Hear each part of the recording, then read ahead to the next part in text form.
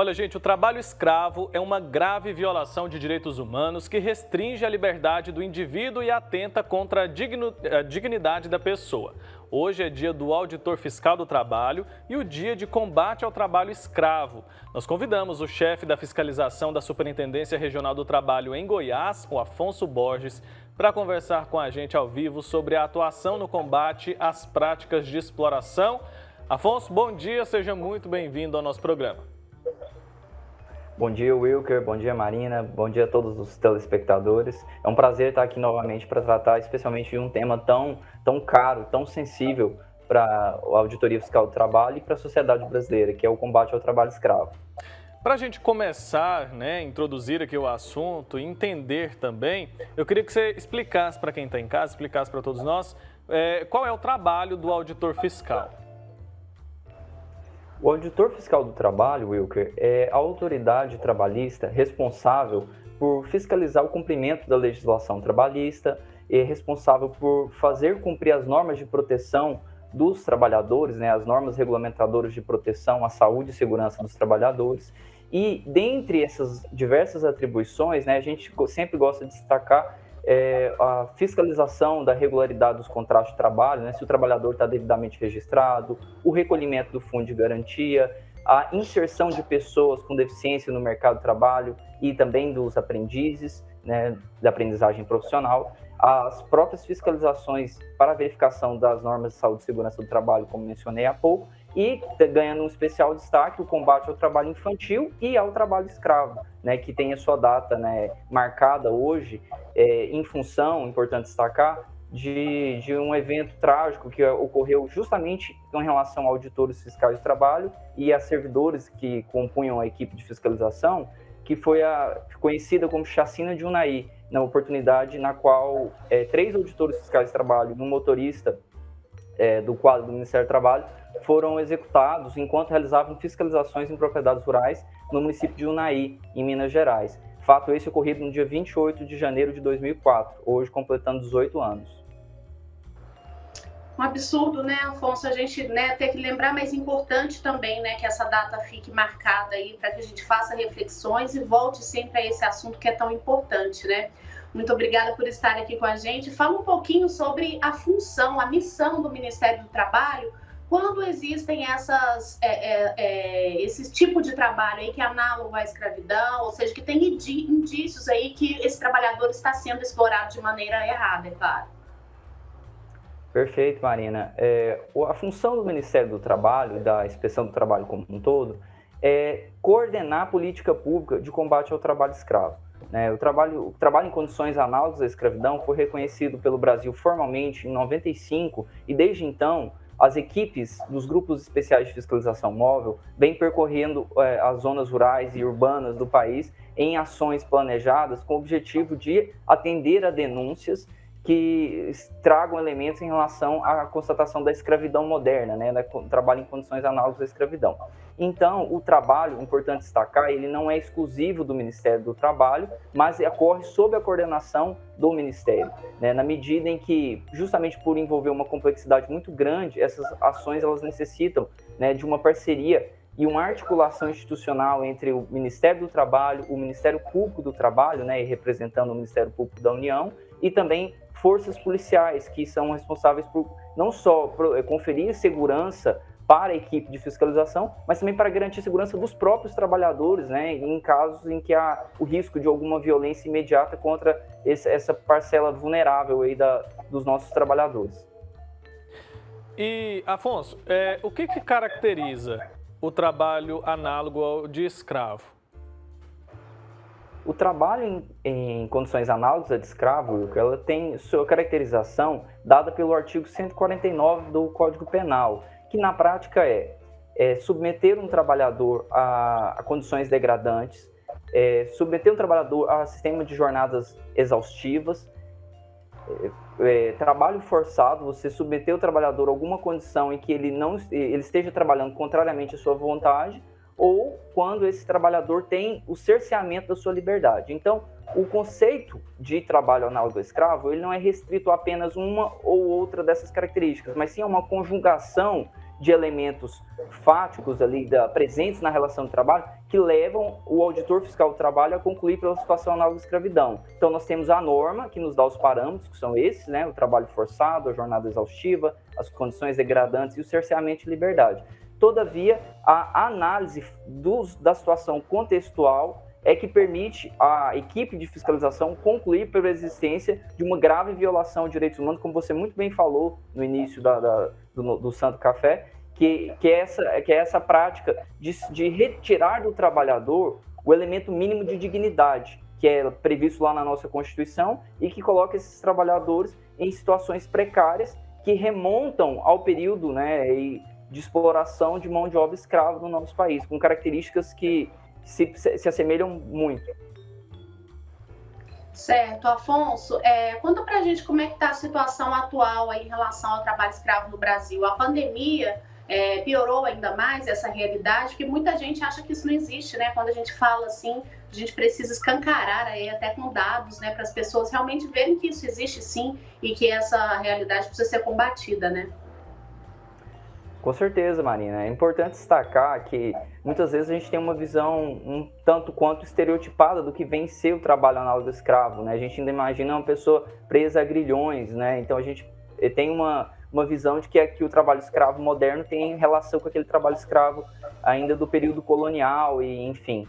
É importante a gente salientar que a atuação do combate ao trabalho escravo moderno ela vem pautada sobretudo na preservação da dignidade do trabalhador. E nesse sentido, é importante destacar que a pandemia, sim, ela trouxe grandes desafios para o combate ao trabalho escravo, porque o trabalho escravo ele prospera, assim como o trabalho infantil, e nesse ponto eles têm uma correlação que a gente não pode deixar de destacar.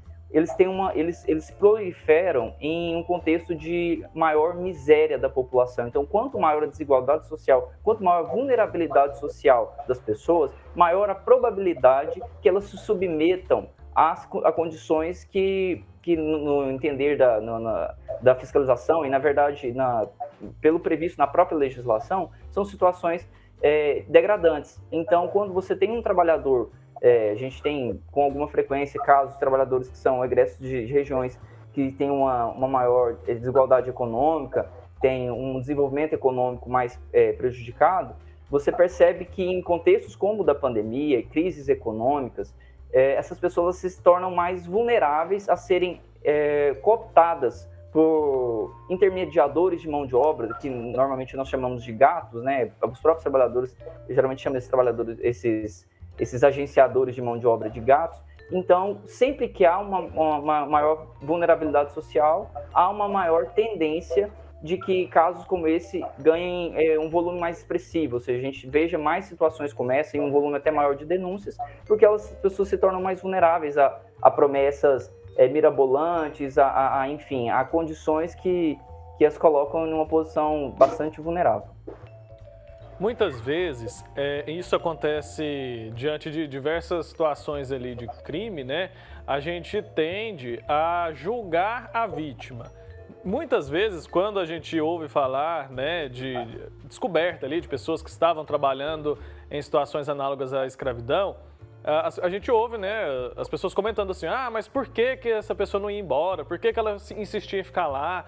Que tipo de ferramenta, queria que você explicasse pra gente, esses criminosos, né, as pessoas que usam dessa força de trabalho, elas utilizam para obrigar essas pessoas mais vulneráveis a continuar ali naquela vida, continuar ali se submetendo a essa situação?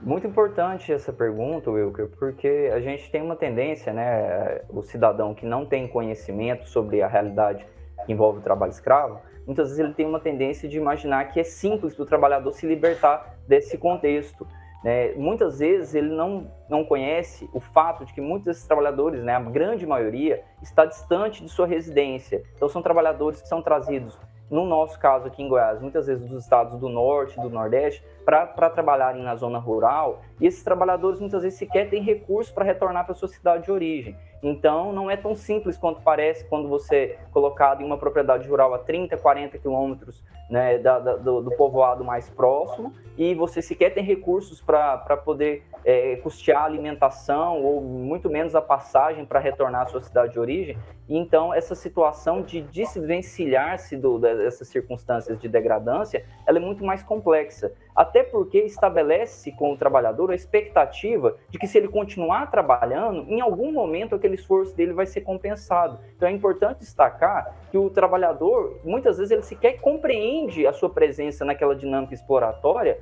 porque ele tem a expectativa que, se ele continuar trabalhando ali semana por semana, em algum momento, graciosamente, o empregador vai recompensá-lo e aquele esforço vai valer a pena.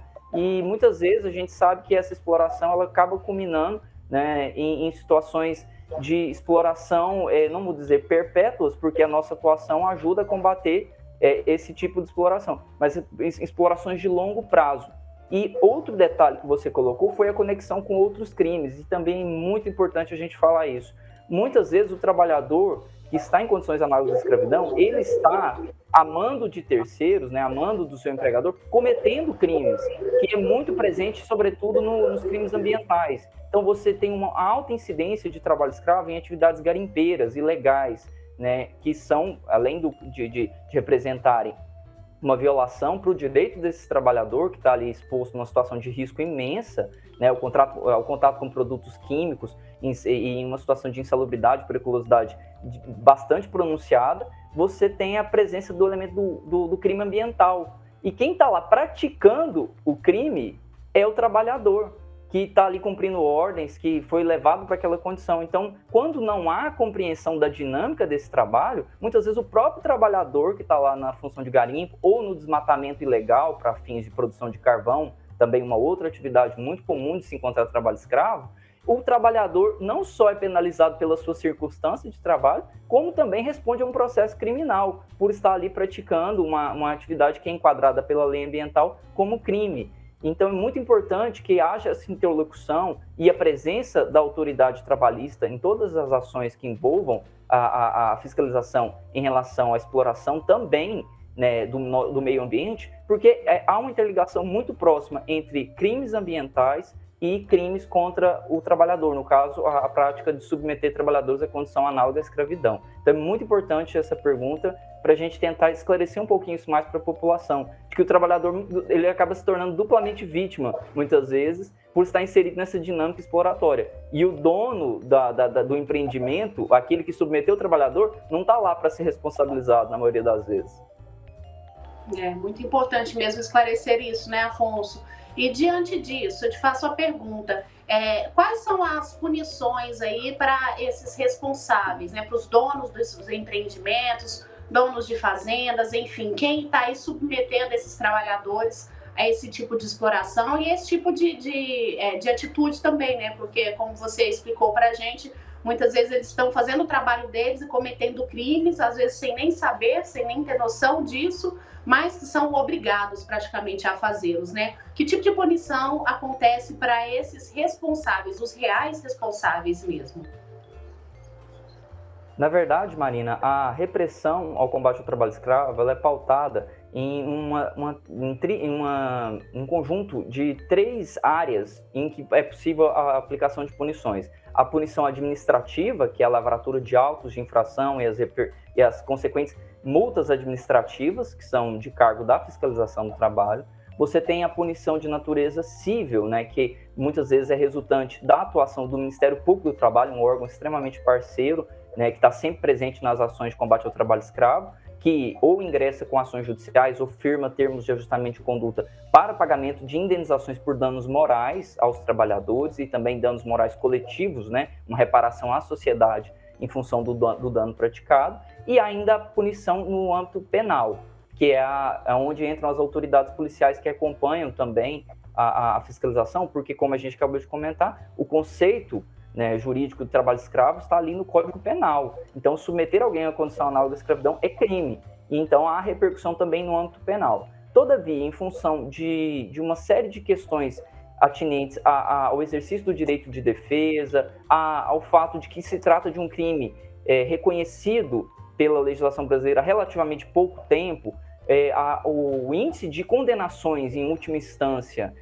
pela submissão de trabalhadores à condição análoga à escravidão ainda é muito baixo. Então você tem um alto volume de fiscalizações que constatam o combate ao trabalho escravo, você tem uma repercussão civil muito grande, com o Ministério Público do Trabalho conseguindo indenizações para esses trabalhadores, conseguindo indenizações de dano coletivo para a sociedade, mas a repercussão criminal ainda é uma área que precisa ser fortalecida, né? O exercício da punição estatal no âmbito penal às pessoas que atuam submetendo trabalhadores a essa condição ainda precisa se fortalecer, porque sem dúvida seria fundamental para desestimular a prática desse crime que em pleno 2022, né, a gente ainda continua recebendo denúncias. E quem são os principais escravizadores, né? Acredito que seja ali, né, essa mão de obra seja mais utilizada na zona rural, né? Você ainda citou a questão dos garimpos.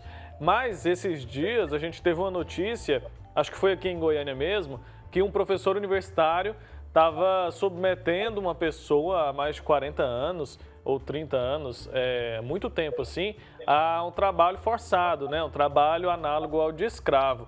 Isso acontece muito, pessoas esclarecidas, pessoas que sabem que têm ali muitos privilégios, mas que usam desse recurso para ter essa mão de obra ali de graça ou de uma maneira muito barata? De fato, Wilker, o trabalho em condições análogas à escravidão ele pode estar literalmente do nosso lado, né? As fiscalizações recentes que atentaram para denúncias envolvendo trabalho doméstico estão aí para escancarar essa realidade que até mesmo para a fiscalização é relativamente nova. O trabalho em condições análogas à escravidão, ele naturalmente tem uma origem, uma maior presença no âmbito rural, em locais distantes, em locais em que há um cerceamento de liberdade, até mesmo pelo isolamento geográfico, que é o que nós comentamos há pouco. Para fins assim, estatísticos, em 2021, 78% dos trabalhadores resgatados estavam no meio rural. No entanto, ainda é possível perceber que a presença do trabalho em condições análogas à escravidão também se dá no meio urbano, né? A gente destaca a construção civil, onde é muito comum que trabalhadores sejam trazidos também de outros estados para trabalharem em obras, né? Às vezes, inclusive em obras públicas, isso pode acontecer, como já aconteceu no passado, e chama a atenção em 2021 o número de 37 trabalhadoras, né, resgatadas em condição análoga à escravidão em serviços domésticos. É importante salientar que a dinâmica do trabalho escravo em situações de serviços domésticos, ela possui características peculiares, porque ela envolve, geralmente, a cooptação dessa trabalhadora, como regra, né, são trabalhadoras do sexo feminino, você tem a cooptação dessa trabalhadora ainda quando criança. No Brasil, ainda persiste uma visão de que, muitas vezes, você acolher uma criança que está em situação de vulnerabilidade social, você está prestando um favor para aquela criança. E aí a gente destaca que não se trata de adoção, não se trata da pessoa acolher uma criança em vulnerabilidade social, ou uma adolescente em vulnerabilidade social, e colocá-la, né, dentro do seu seio familiar, na condição de familiar, com acesso à educação, com acesso a condições de melhorar a sua própria posição social, enfim, de conseguir esse crescimento, né, no âmbito da sua vida pessoal. Muitas vezes são crianças ou adolescentes que foram levados, às vezes a 10, 15, até mais, 30 anos, como alguns casos que a gente viu, foram levados para morar em casa de família, né, entre aspas, e são colocadas numa posição de empregadas permanentes, né, de um trabalho análogo à escravidão. Muitas delas apresentam, inclusive, uma relação de dependência emocional com essa família, porque elas muitas vezes não sabem sequer ler. São pessoas que foram levadas para essas casas ainda quando crianças, foram privadas muitas vezes de educação básica, então elas não conseguem sequer, por exemplo, abrir uma conta em um banco, utilizar um smartphone para alguma utilidade que lhe permita ter acesso e compreender a complexidade da situação que ela está inserida. Então, a gente é capaz de perceber que essa mentalidade escravocrata de achar que essa criança ou adolescente, por ser de uma origem humilde, ela só de estar sendo acolhida, ainda que ela esteja ali responsável por todo o serviço doméstico daquela casa, a família muitas vezes acredita que está fazendo um favor para aquela criança. Então, é uma questão que a gente precisa olhar pelo olhar histórico e verificar que há uma raiz escravocrata nesse pensamento e que muitas vezes se esconde atrás do manto de que está prestando um favor. Enquanto o correto, se ela quisesse realmente trazer aquela pessoa para sua família, seria se submeter às exigências legais para um processo de adoção legítimo, acompanhado aí pelo Poder Judiciário e que conferisse a essa criança o exercício dos direitos fundamentais dela. Então, o trabalho doméstico, sim, nós temos encontrado situações análogas à escravidão, mas com essa característica. São situações de vínculos muito grandes, são situações de pessoas que estão há 40 anos com a mesma família. É algo muito triste, inclusive. Com certeza, né? Ô, Afonso, só para finalizar aqui da minha parte, minha última pergunta é em relação à demanda, né, dos auditores fiscais do trabalho. Essa demanda, eu acredito que vocês têm a rotina, né, que tem ali os lugares de fiscalização, mas em relação às denúncias, elas também chegam bastante, é uma demanda muito grande e assim tem que ser, é um caminho aí que é um caminho que é o mais adequado, que muitas vezes, né, isso fica muito escondido. Então, somente com denúncias é que esses auditores fiscais têm a chance, a oportunidade aí de detectarem, né, essas situações? Com certeza, Marina. O elemento da denúncia, né, embora haja ainda um certo receio, muitas vezes, do trabalhador de ser um denunciante, o elemento da denúncia ele é fundamental para a política pública, porque, como você mencionou, são situações que muitas vezes estão escondidas, né, aos olhos da sociedade como um todo e, sobretudo, das autoridades. Então, é fundamental que a denúncia ela ocorra, né, e todos os cidadãos têm responsabilidade em relação ao combate ao trabalho escravo. Isso não é apenas uma responsabilidade do Ministério do Trabalho, do Ministério Público do Trabalho ou mesmo das autoridades policiais. Isso é um compromisso que todo cidadão tem que ter, né, especialmente com o nosso histórico no nosso país, de utilização de mão de obra escrava durante tanto tempo, né, nós temos que ter esse compromisso em, havendo suspeitas da submissão trabalhadora condicional à escravidão, denuncie, né, junte todos os elementos que forem possíveis, faça a identificação da situação. Você pode denunciar de maneira anônima, existem inúmeros canais para essa denúncia acontecer. Ela pode ocorrer tanto no canal oficial da Inspeção do Trabalho para Trabalho Escravo, que é o Sistema IP, né? Talvez, de repente, a gente pode colocar aí o endereço para que os nossos telespectadores possam conhecer, ip.cit.trabalho.gov.br. Esse é o canal oficial para denúncia de trabalho escravo. Só que qualquer outro canal que o trabalhador ou o cidadão tiver à disposição, ele pode utilizar que essa denúncia chega para a gente. Então, denuncia a autoridade policial. Existe o Disque 100, né, um telefone de ligação gratuita em que qualquer cidadão pode utilizar para denunciar violações de direitos humanos, e dentre elas o trabalho escravo, né? Então, sem custo e qualquer cidadão pode utilizar. Então, assim, de qualquer forma que você encontrar para fazer essa denúncia, ela eventualmente ela vai acabar chegando para a Inspeção do Trabalho. Então, é fundamental que todos se engajem na compreensão do tema e que nós possamos usar desse conhecimento, dessa denúncia, para que possamos planejar as ações com mais assertividade. Com certeza, fazer essa denúncia é fundamental e deve sim, né, ser a nossa obrigação, porque, como você disse, essa situação ali, esse crime pode estar acontecendo ao nosso lado. Afonso, muito obrigado, viu, pelo seu tempo aqui com a gente. Obrigado pelos esclarecimentos que foram muito importantes. Até uma próxima oportunidade. Parabéns, viu, pelo trabalho de vocês, porque a gente sabe que é muito importante. Parabéns pelo dia. A gente sabe que não é um dia para se comemorar, porque a gente faz memória a um evento muito trágico, né? Mas é importante a gente destacar a importância desse trabalho, que com certeza já salvou muitas pessoas de uma situação desagradável.